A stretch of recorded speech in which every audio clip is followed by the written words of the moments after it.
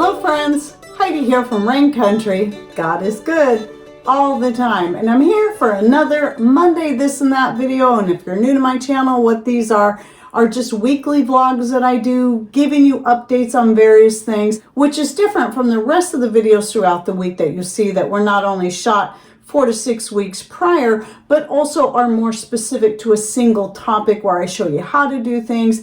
My this and that videos are just to give you updates, keep you more current, and also to lead you back to some of my more thorough videos on the various different topics. So let's get to the topics of today. And the first one is I'm going to be shooting a separate video where I give some more ideas and tips on food storage, just some things to consider, but I wanted to bring up one of those right here, and that is in regards to your preservation methods and the types of foods that you store. And it's really important to just consider before you invest in anything, whether it be canning supplies, a freeze dryer especially, or any kind of dehydrator, take everything into consideration and at least try some of these things before you do the investment. So maybe you're already into canning and you already have your setup, but you may find there's certain foods as you get into, canning more and more things that you don't like to have canned. You might prefer to dehydrate them, freeze dry them, or even freeze them, or to pickle or ferment. So whenever you're doing this, it's always best when you're first doing something to do just a little bit at a time. For example, I do bring up freeze-dried foods quite a bit because though I have invested in some freeze-dried foods through the years so I can try them and find out what I like best, which is why I like Mother Earth products for this, because you don't have to buy a whole number 10 can of something just to find out if you like it. You can buy smaller packages, even sample size packages in Mylar bags, and at least sample it first. And I highly recommend doing that before you invest in a whole bunch of freeze-dried foods or invest in a freeze dryer. Either one of those is going to be quite expensive, and a very expensive way to find out you may not like quite a bit of your things freeze dried. Same thing goes with dehydrating, but here's the benefit of dehydrating is anyone can do a little bit of dehydrating without investing in any equipment. Because if you live in a dry climate, you can simply lay things out on a screen or on a cookie sheet and let them dry naturally, either in the sun or just in the open air. Or you can use your oven. The very first thing I ever dehydrated was deer jerky. And I did that in my oven because I did not have an electric dehydrator. And we don't get a lot of sun here and a lot of heat. So it's a lot of rain. So dehydrating things naturally can take a long time. Eventually through the years, Patrick built me a wood stove dehydrating rack. And so through the months that we're having fires going, which is about 9 months out of the year, I can do a lot of dehydrating on that rack, either next to the wood stove for things that are more delicate, or things like jerky I can do on top of the wood stove. That will speed up the process for the jerky. So I would definitely do that there. But I also have dehydrators that I've invested in through the years as well, because I find I do prefer to dehydrate quite a bit of things, but I also like to can a lot of things. I found this last year, I preferred my green beans canned over dehydrated. And until I started canning my beans, I was freezing them and that was fine. But even over that, I find canned green beans are my favorite. But there's some things I prefer to freeze and some things I prefer to dehydrate. It just depends on what it is. So for example, I have a few things here. I find I really, really like dehydrating cabbage. In this particular jar, I have a mix of red and green cabbages. And though I prefer to freeze bell peppers, dehydrating them works really great too, especially when adding to soups, sauces, casseroles, and more. And it takes up far less room than freezing does. Always sample things first. Instead, I've made the mistake of canning a bunch of stuff to find out I really hated it, or investing in some freeze-dried foods in number 10 cans before I found Mother Earth products that sells in smaller packages to find out I really didn't like freeze-dried broccoli and freeze-dried bell peppers and pretty much all vegetables except for the organic sweet corn. Most of that stuff I didn't like freeze-dried. Carrots, I love carrots dehydrated. And in fact, I, in a lot of ways, prefer the dehydrated carrots over the canned carrots, but I do both when it comes to carrots. So again, just because somebody that you watch on YouTube or a friend really, really likes their freeze dry or really likes their canned green beans or carrots, you may find you really don't like any of that stuff, and you might find a way that you prefer. So always sample first. And that same thing goes, and I've shared this before, whenever you're wondering, I wonder if this will dehydrate well. Well, try it, just like I did with the avocado slices, where I tried dehydrating a few slices and they dried up well, surprisingly to me, because they're so high in fat. They even powdered up well, which also surprised me. But the flavor I really hated. And I knew it was a good avocado because I only took like one slice and sliced it thinner and then dehydrated that rather than dehydrating the whole avocado. And I ate the rest of it fresh, and it was a delicious avocado. But after dehydrating, it had just a weird, kind of almost a soybean taste that I hated. So I mean, again, I say I may try it again someday.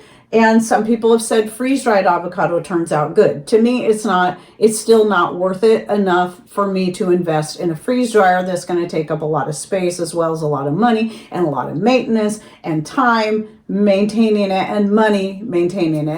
That's just not worth it to me to have some avocado powder on hand for making guacamole or whatever. And Patrick doesn't even like avocado, so it would just be me anyway. And I could live without it if I had to. So the next thing I wanted to talk about was how my garden's doing, because a lot of people are probably wondering now. In case you are wondering, I am giving my gardens this year, for the first time since I've been serious into gardening, a good rest all the way around. And yes, though some of my reasons are biblical, it's also more than that, because it's something I've been considering for years, because we are doing all this in a small area, and I knew that at least there was a time that here in America, it was common for people to rotate their crops so they could let some of their acreage lay fallow for a year, and then they would do their planting and harvesting in this section over here. And they might even have several sections. So that's people obviously who have a lot of land to work with. But if you're trying to do it all on a shy 1/3 acre piece of property, then rotating and letting sections go fallow is just not going to work. And so it made sense to do the 7th year rest here and give it a try. So I've been trying to share some of my experiences so far, since this is my first time doing that.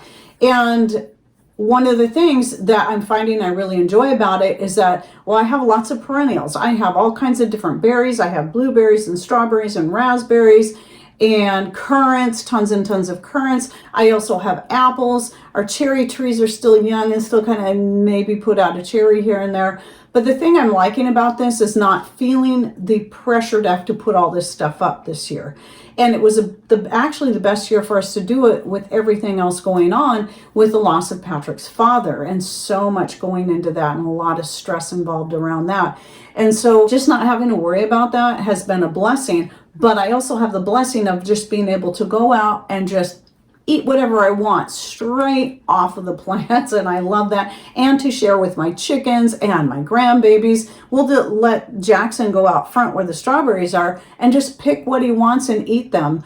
And it's great. But anyway, that's been a blessing. But we still have tons of grapes coming on our vines. Much of that's going to be given to the chickens and the birds, but I will take some of those grapes straight off the vine and make wine off of it, but I won't be putting any of them up this year. Same thing with the apples. We'll eat our fill off of them as they're coming in, share them with whoever wants some, and with the animals and anyone in need. That's the plan. And to me, that alone is a blessing, just being able to do that. Another thing I wanted to share in relation to the garden is that this is my first year my mullein has flowered, and you might have seen the photo I put the other day. Some people were asking, how did you get it to grow? Because I've been trying and trying and trying. Well, I had the same issue. Now, there's places all over the United States and even Canada where mullein just grows wild. And people who live in those places just don't understand why some people have struggles. Well, it's just like with any other plant. Like for us, zucchini and rhubarb grow beautifully here. They love our cooler and very, very, very, very wet climate, where in some really hot, dry climates, those things may not grow as well. So we're all going to have our different struggles with different things depending on our climate, our soil conditions, the space we have, and so much more. But with the mullein, I tried buying seeds from a couple different places. I had somebody give me seeds and tried several times. Sometimes they wouldn't germinate at all. Sometimes they would, and they would just come up above the soil and then sit there like that for a month or two and then finally just die.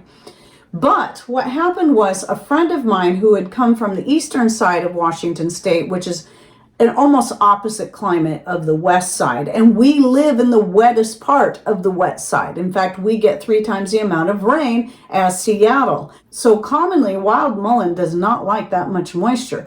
But because she brought some pots over that some of her mullein seed had fallen into, and then that mullein started to grow here in the pots. Once it flowered, she shared some of the seeds with me, and now that those seeds, and since those seeds have been acclimated to this area, I had no problem getting those to germinate and grow.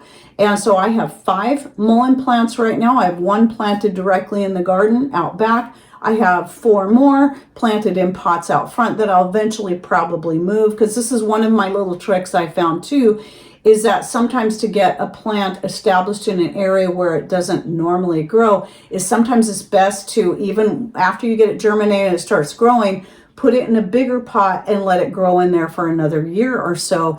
Then you can consider transplanting it to other areas, because now it's going to be a little bit more established. Where the pots, you can keep them in more protected areas where maybe they're not getting as much rain, or the soil is going to drain better if you get a lot of rain, or if it's the other way around where they need more moisture, you can work with it that way and give it a chance to acclimate to your area. So that's what I did, for those who are wondering. Acclimating is important. Sometimes you may only get 1 plant, but if you can get that 1 plant to produce seed, then that seed should give you some good healthy plants for your area. Oh, and I forgot to mention the potatoes. That was the main thing, is I put a post on in the community section and on X and on Instagram about my potatoes that I've been digging up, and I'm surprised I even have that many potato plants. There's quite a few out there, because my chickens are running loose and they have a tendency to dig up my potato plants, but they've managed to leave quite a few of them alone, and so I'm still able to get some potatoes out of the ground. So I'm just going to dig them up as I need them and use them, and so that's been a blessing too. And I still have a lot of potatoes put up from last year. Last year I did mostly dehydrating of potatoes rather than canning. And I have a video on that I'll link to down below. And I think in the one I did on dehydrating, I cover some of the benefits of dehydrating as well over canning. And then sometimes there's things where just fresh potatoes are just best with anyway. But anyway, there you go. And I will eventually try the dry canning of the potatoes, not dehydrating and then vacuum sealing. That's not what I'm talking about. You're still pressure canning them, but you're not putting water in with the potatoes, because I hear those turn out really, really good. So I'm planning on trying that this next year. I wasn't going to do this today, but I'm going to go ahead and talk about my vinegar again, because I can do that and I want to. So right back here, last week I was showing the vinegars in different stages. Now, obviously, they're all a week older, but I wanted people to see the comparative of one that was 3 weeks old, one that was a week old, and one that was new. Now we're looking at this one should be about ready. This one is going to have about 2 more weeks to go, and that one's going to have about 3 more weeks to go. The reason I'm bringing this up again, though, isn't just because of a certain person that complained, but because this one should be ready. And though it does have a very sour flavor, and yes, you can use pH strips and other types of meters to read the pH. Just through experience, though, I've learned to tell by the taste and the smell if a vinegar is ready. And the taste and the smell is very, very close to vinegar, except it has a very slight alcohol taste and smell. That tells me it still needs more time. So I just wanted to throw that little tip out there. If your vinegar is still bubbly, or it tastes like alcohol at all, or smells like alcohol at all, it's not done. So that is the stage it mostly needs the oxygen exposure. So if you are using weights on your vinegar, now's the time to take them off, because as you can see, once it gets past the bubbly stage, typically everything's going to float to the bottom. And so none of this is, not even this one, is above the liquid level. So you don't have to worry about weights at this point. This is where you need it to have full oxygen exposure as much as possible. That's the reason I use cloth covers, or you can use a paper towel or just a chunk of cloth, an old t-shirt or something, and a rubber band, and or a coffee filter with a rubber band. And the purpose of that is just to prevent anything from getting into the vinegar, be it lint, dust, or bugs, but it's still getting airflow. So that's why you don't want to use like a polyester, not even pickling tops. When it gets to this point, you need to get as much oxygen exposure as possible so it can properly turn to vinegar. Otherwise, it can take a very long time if you're not giving it that as much exposure to the air as possible. Now, last thing I wanted to cover is the collaborations coming up. So there's the ongoing collaborations where I'm always reading testimonials. So I have 2 specific playlists just for that. One is the natural healing testimonials, where people are sending me their different stories, and then I read them in a video. And that one's a little longer than the other one, which is the preparedness, because I started it sooner, which is the preparedness testimonials. I'm actually out. I'm going to need some more stories. So if you have any great preparedness testimonials, this can be either how you got yourself in a better place without costing yourself an arm and a leg. You did so frugally. People need to know how to do that, because a lot of people think, I can't do it because I can't afford it. But you can. Anybody can afford to do at least a little bit. And some people have some really great stories of how they did it without it costing them really any extra money per month. And then the other side of that too is testimonies of people who had to fall back onto their preps for various reasons, whether it be a death in the family, a major accident, a natural catastrophe that prevented them from being able to run to the store and get food or water or whatever it is. So a lot of great stories that can help encourage people to consider doing more to get themselves in a little bit better place for whatever life throws their way. And then the other collaboration is the photo collaboration on food preservation slash storage. So this is any method of storing or preserving food and putting it up. It can be photos of your pantry, photos of specific items, as long as the photos are clear and nice looking and not a lot of clutter in the background to detract from the focal point of the photo. And also make sure you attribute, for the stories, I always leave those anonymous, but for the photos, I do like to attribute those to the sender. So make sure you tell me what name you want to put with your photos. I use up to 3 photos per person. You can send more, and then I can select which ones I think would look best. And then I'll put your name. If you don't tell me what name to put in there, I'll just use whatever name you sent it from. Or if you want to remain anonymous, let me know, or you can just have me put your initials. Or if you have a channel or a blog site, you'd like me to put that name instead, I'm happy to do that, so that I can attribute your photos. And that way, especially if you're a content creator and you're trying to help grow your channel, this is a way I can help you do that too. But the main purpose is just to get everybody encouraged and see that we're all in this together. We're all learning, we're all doing fun things, and you might get some new ideas from just looking at people's images. So that's the photo collaboration. So when you send these, send them as preparedness testimonials, or food storage photo collaboration, or healing testimonial, and then I can drop them when they come in. I don't always reply. I just drop them in the appropriate folder, and then when I'm ready to do the next video or the video, then I will gather the information I need and then create the video from there. So anyway, and send those to raincountryhomestead@gmail.com, which is also where you can contact me for anything you need, any questions you have, or any comments you would rather not put public on Rumble or YouTube or Instagram or X or whatever it be. Just, you can email raincountryhomestead@gmail.com. Anyway, I hope you enjoyed my this and that for the week, and don't forget to check out the video links and so on. I'll be putting in the description box down below by clicking on more or show more somewhere down here below the video screen, and we'll open it up and you can find all that information there, plus my social media links to X, Instagram, freesteading, and so on. All right, well, thanks for watching. Take care and God bless.